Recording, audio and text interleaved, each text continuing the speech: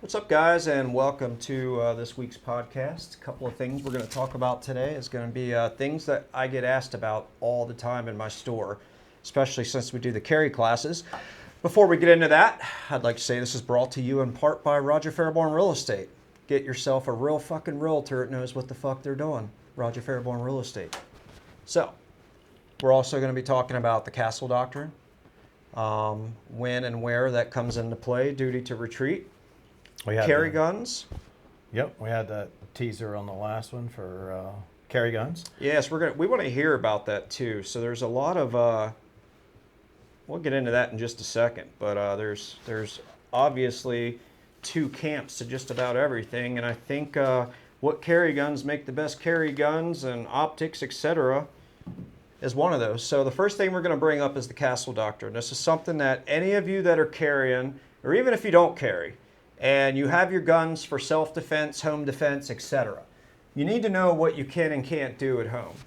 So we have what is called the Castle Doctrine in Maryland, and it's not like Texas where if somebody's standing in your yard and you don't like the way they talk, you can just shoot them and walk back in and finish watching a TV show. Like, it's a little different in Maryland.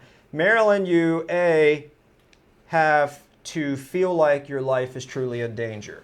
So if someone's standing out there with a cardboard wrapping paper tube saying they're going to kill you with it, and you shoot them and kill them, do not pass go. You're going straight to jail. Congratulations, you're a felon.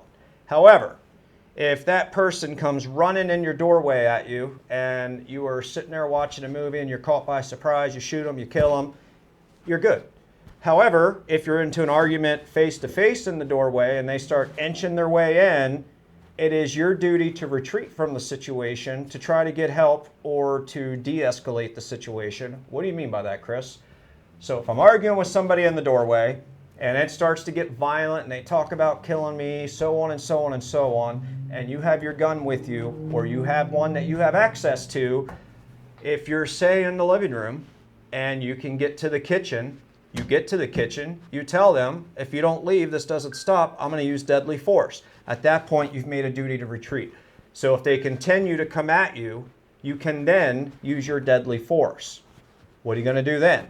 You're not going to call your husband, wife, neighbor, friend, none of that. You're going to immediately pick up the phone. You're going to call 911. Throw the phone on the ground. Just use it as a recording device. Hold them there. Tell them you need 2 ambulances. Why do we need 2 ambulances, Craig? Do you know? No, but you'll tell me. That second ambulance is for you to sit in so that you cannot be questioned by police. This is where you're going to call your lawyer from Firearms Legal Protection, or who do you use? I use Armed Citizens Legal Defense. Both are good. And then we also have another one there that a lot of people like at the store. They're pretty popular as well. Anyway, we have a couple of options. But until that lawyer gets a hold of you or shows up there, you're going to stay in that ambulance so that you cannot be questioned. Not because we're telling you did anything wrong, but because it just keeps you from saying anything they can use against you. So, you just want to say the bare minimum that you have to say. You know, I had a self-defense shooting. I felt my life was in jeopardy. And yep. Say the bare minimum and then, get yourself medically checked and try to get a lawyer to sit with you when you make those statements. If you are carrying and you carry every day, I tell everybody, the class is 16 hours long. Really, the class could be taught in 2 or 3, but they make us do 16. So by the end of it, my tax return and everything else, they were going to try to make it 40 hours. So hopefully that never passes, because I'll just be done doing classes at that point, because then I'll be married to the people by the end of it. But anyway, if you are carrying, I tell everybody, just in the back of your mind, they throw all this information at you you're supposed to remember. And there's no way people that are new at this, that just want to exercise their most basic of rights to defend themselves, are going to remember all this information. So I tell everybody, were you afraid for your life, and could you get out of the situation? If those 2 things are met, chances are you're going to be okay.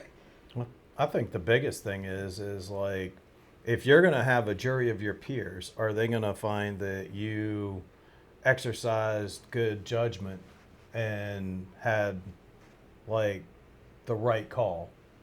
would they have done the same thing in your situation? If Right. the answer is yes, I think you're covered. And that judgment, I mean, you're making that judgment call like that, which is why I tell people to, unfortunately, you have to run these scenarios through your head, especially living where we do in Hagerstown. I mean, crime has skyrocketed a ton. I don't know the exact stats. I wish I would have looked them up now that I said that. But I mean, we've got carjackings now. I mean, they used to only be in the movies. People kicking people's doors in, like not even 2 miles from here in the middle of the day to rob them. So, I mean, you unfortunately have to be prepared for this stuff. But our castle doctrine states that you do have a duty to retreat from the situation. But if you are in your home, and I don't care if it's a trailer, tent, home, wherever you live, you don't have to leave that residence or wherever it is that you stay to get out of the situation. So, I mean, once you've gone from one room to the other safely, you know, if you couldn't get to another room to retreat safely, there is no retreat, use your deadly force. So that our castle doctrine is a little weird in that way where, again, in Texas, you can blast them right in the doorway if they threaten you. You can't do that here. I mean, you've really got to be on top of this stuff because there is a group out there and their sole purpose in life is to look at these situations and these shootings and try to pin you for whatever they can. So that's why I tell people not to put things on their carry guns like let it rain, F this and F that, because they'll use all those little things against them. Oh, you're a gun-toting redneck. You wanted to kill somebody. People carrying 2 or 3 mags on them. And even then, I'm looking at them like, why in the hell do you need all those? Oh, it's my right. I'm like, yeah, but if you need any more than 1 extra mag to get out of a situation, you're an idiot. Like, we're not in a shootout. It's not Fallujah. You just need to get out of the situation. Somebody breaking into somebody's house is an extremely dangerous event. So, I mean, everybody's going to handle things differently. You could have a single mom with children at home who becomes more fearful versus maybe you or I who might be able to handle the situation slightly different. You know, because I'm not necessarily just going to shoot somebody to shoot them. But if I see some type of deadly force that's needed, then yes, I'm going to protect myself and my family. Yeah. But if I can get away with it, I'm going to try not to shoot them. Oh, it's definitely a last resort. And then even if you do, one of the questions I asked all the students in my class when we do the carry class is, how many times can you legally shoot somebody in the state of Maryland in a self-defense shooting? And all the time I get people that are like, 3, 2, 6. I'm like, no, it's however many times it takes to cease the threat. But to unload your entire gun on somebody, like if you're in a store and there's a robbery. Taqueria shooting in Texas. What's that? That taqueria shooting in Texas. That was crazy. But to unload your whole mag, if you do that, and then they've got a watch out person or a friend or a brother or sister or whatever outside with a gun, and they run in to see what's going on, and you've unloaded your whole gun. Now you're caught with your pants down. Now you're the target. So that's why I tell everybody you've got to mentally always prepare yourself for that, to not unload the entire gun just because you want to make sure the threat's not a threat anymore. And 9 out of 10 times, 1 to 3 shots is going to take care of the situation, unless they're all jacked up on some kitchen meth. And I mean, there have been situations where cops have had to unload a whole mag to get a perpetrator to go down, but I mean, that's few and far between. But I think the stats that they put out last year was 90% of all people that used a firearm or just showing the firearm ended the confrontation, and then out of those, only 10% actually had to fire a shot or something like that. It's like John Correa says on Active Self-Protection, man. You put the quarter in the jukebox, you get to dance the tune. Because you don't know. They might not have a lot of training. What the hell does that mean? They're the ones that started it. They're the ones that decided to break into the home. So if you accidentally put a mag in them, then you put a mag in them. I mean, put a mag no in one's them. fault but themselves. I wouldn't They're put the ones that whole broke mag in them just in case there's a watch out and they're coming in going, oh, hey, what happened to Johnny? Why is he laying on the floor in blood? Did you shoot him? Bang, bang. You're out of ammo. I mean, people just, they get scared sometimes. And I get it, and that's what I'm saying, and that's 1,000% understandable. But apparently, that 14-year-old kid in Kentucky held his ground. We'll talk about that in another one. But it was like there was a kid that was in. I was PCSing to a different unit when I was in the Army, and that unit had went to Panama, even though Panama was only, a few days long. They actually saw combat, and everybody in the 60 on top of the Humvee. They're usually like your E1s. Well, never seen combat or anything like that, and he had to engage a target, and he just held down and just like put the whole belt in him. I mean, sometimes you just like And freeze. one person? Yeah. So Jeez. things happen. When you get adrenaline or you get scared and things happen. So you might put a few extra rounds in somebody, and hey, it is what it is. Yeah, that's kind of wild. An M60 all into one person, but yeah. No. Anyway, the last thing I wanted to bring up, since carjacking seemed to be the thing now, that's like the new fad. When you are in your vehicle, that becomes your castle. And there's these morons out there that are doing these, what do they call it, the road shutdown, or what do they call it? They have, where all these kids that think they're race car drivers all get together and they shut the roads down. Anyway, if you morons are watching it, you know what I'm talking about. But anyway, with the people that are stuck in some of those situations, these people have gotten violent with them just for trying to drive through and get from point A to point B or go from work to home. And, it doesn't matter what they're doing to the car. They can beat your headlights in, smash the fender. Now, there could be an argument if they're trying to disable the vehicle to get it to stop to trap you there, that you could use the car then as a self-defense situation and just drive through these morons, which is what I hope would happen more, but, only if it's self-defense. But the second they break that glass, or if they open a door, you can then use your gun.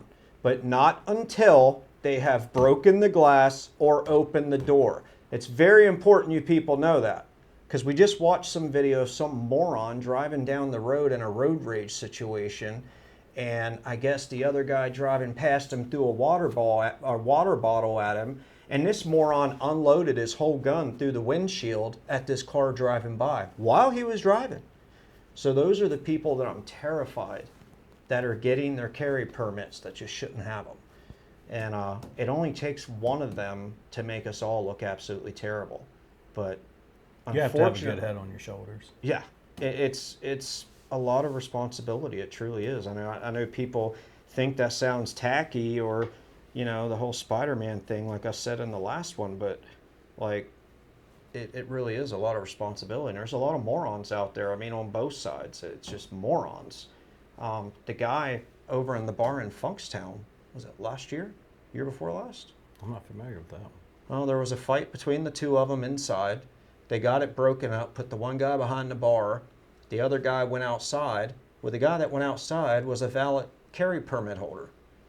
So the idiot goes to his truck and gets his gun. Instead of just getting in his truck and leaving, goes to his truck, gets his gun to walk back to the bar, which you can't have your gun in to begin with because they serve and you drink alcohol there. And the guy comes out with a knife that they got broken up that was behind the bar. They come together on the sidewalk, get into it again. The guy shoots him and kills him. That's a valid permit carrier. Now he's sitting in prison. When the moron could have just got in his truck, drove away, been done. It's people like that that make all of us just look terrible. There was an older guy that was a cop for 20, 30 years, whatever, 5, 6 years ago, over near the Lowe's at Wise, and geese were chasing him. So he decided he was going to unload his handgun in the parking lot of Wise, where Lowe's is over there. Mm-hmm. Like, I remember that. it only takes a couple guys like that to make everything terrible. So I know one of the things you wanted to ask everybody on this one, since we're coming up on our time here, was what carry guns they were using. Well, it's not necessarily what carry gun that you're using. My thing was, do you have a manual safety or don't you? Oh, shit. That's kind of shit. You're going to open up a can of that's kind of worms what on that. I know if you've got a 1911, and I'm sure the majority of you out there that are carrying the compact 1911s, in single action are definitely forced to have a safety. I mean, But it's that's pretty- different. So the safeties on those are, I don't want to say like flunky, like they're just big and you can mistakenly turn those on. But I get so many people come in the shop that go crazy talking about how much they hate safeties. And I'm like, what? If you don't like it, just keep the damn thing off. But I feel like if more guns had regular safeties on them, we'd have a lot less accidents. Like, I don't see the issue with having a safety on a gun. Oh, well, Chris, it's one more thing you got to think about if you got to pull your gun out in a self-defense situation. Well, yeah, duh. There's a lot more you got to think about other than that. And if you're practicing with it, the mechanics of it, as you're drawing it, the first thing you need to do is turn safety off. If you're practicing with the gun like you're supposed to be, then the mechanics are to bring your thumb down and turn the safety off as you pull it up. But I get so many of my friends that just, I'm not buying that gun. It has a safety on it. I'm like, what? Hey, guess what? I'm the same. I know, and I don't get it. Like, that's so, it's crazy to me that people. Why would I want a safety? I don't need a safety Why don't you? because I don't want I don't want to learn a whole different manual of arms. I don't practice with a safety. I don't want a safety. That's my point. But if somebody does, then they practice with people like, oh, I don't like that gun because they don't offer it without a safety. And I'm like, okay, idiot, leave it off. You know what I mean? Like, come on, really? Like, people will use that as an excuse not to like a gun that's absolutely amazing because they don't make it without a safety. Personally, if I was a manufacturer, I wouldn't make one without a safety. Well, I tend to like hammer fire guns, and I prefer all my hammer fire guns to have a decocker, and that decocker acts as my safety. If I have a striker fire gun, it can't have a safety. Okay, so yeah, you bring up a good point. I love hammer guns Walther P99. That's why I love it so much. It's got the button on the top where it becomes the decocker. Now the gun's in double action mode, and it's got, 8-9 pound trigger on it. So you're not accidentally setting that off unless you truly meant to. There's also no hammer on the back to snatch with anything. It is a hammer, striker fire, decocker, kind of all in one. If more manufacturers would jump on that, it'd be freaking amazing. But it's too complicated for their little heads. And striker fire is the most popular thing out there, and that's what I'm curious. If you own a striker fired handgun, do you have a safety? Do you not have a safety? I want to know. I mean, I have a Canik sitting right here, no safety. I have a P365 But it's a Canik. that I carry. The 365 doesn't have a safety. I will not have a safety. So the striker fire revolvers is a really good option too, because then you get double action trigger, but it's still striker fired, no hammer. So you're getting like the best of everything. So we have those two there. I know Smith & Wesson makes one. Somebody else makes one. I can't remember who it was. Had one a while back. I don't think it was Taurus. I guess it could have been. Anyway, so what do you Wow. guys like? What don't you like? And if you're going to tell me that you carry a 50 Desert Eagle just to sound cool, just stay out of the comments. We don't need that shit. I hate that. People are like, oh yeah, my carry gun's a 50 Desert Eagle. And I'm like, well, yeah, you're a moron. You're part of what's wrong with the entire 2A thing and why we're constantly defending ourselves. Because if you've got that mindset, God knows what else you're doing. Well, I have that CZ Shadow 2 compact. I haven't carried that yet, but I've never engaged the safety. I mean, if we're in a situation where we have to pull that firearm, you're only pulling that firearm if you absolutely need to use it. You legitimately have a reason. I do not need a safety. 80% of these people that are going to pull that firearm in a defense situation, they've never been in that situation, so they're not going to be themselves. Adrenaline's going to be going hard. You know, they're not going to be thinking quite like they are, not thinking, but they're not going to be rationalizing the way that they should. And chances are it's going to be one of these things where they're pulling it up. I'll shoot you, I'll shoot you, I'll shoot you. And if you've got an extremely light trigger and no safety, like the gun's good, and it accidentally goes off, and guess what? You didn't meet all the criteria for a self-defense situation. Now, congratulations, you're a felon because you had to have a match trigger on a carry gun. So, okay, that's another thing that we argue about a lot is people wanting these 3-pound triggers on carry guns. I think that's the dumbest thing on the face of the planet. I mean, if you get lucky and you have to pull that weapon and all of a sudden, like they had a knife and they're like, fuck no, I don't want any part of this, and drop that knife real quick, okay, that problem solved. But as you're pulling it and it goes off because you had a 3-pound trigger and no safety and you shot the person and they weren't. were still a deadly threat. I don't know how that's going to hold up with witnesses around. He I mean, was if you pulling the tell gun him you out and it went accidentally- off as I pulled it up. If you You're accidentally done. fired it, you might be in trouble. But you see what, like, so, okay, I see where you're saying with the safety thing. Okay, I get some of it. I still don't fully agree with it, but I get it. If you've practiced enough and you're proficient with it, fine.